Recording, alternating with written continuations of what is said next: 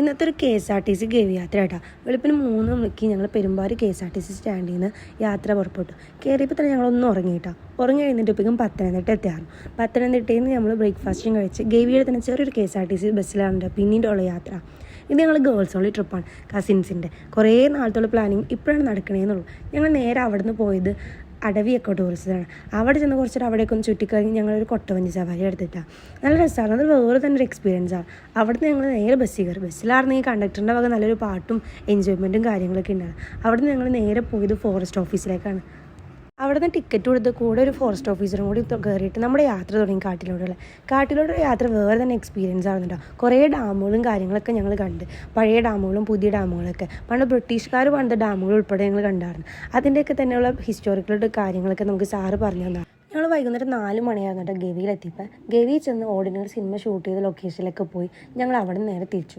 ഞങ്ങൾ പോയത് പരുന്തുംപാറയ്ക്കാണ്. പരുന്തുംപാറ ചെന്നപ്പോഴേക്കും കോട ഇറങ്ങുന്ന ടൈമായിരുന്നു കേട്ടോ.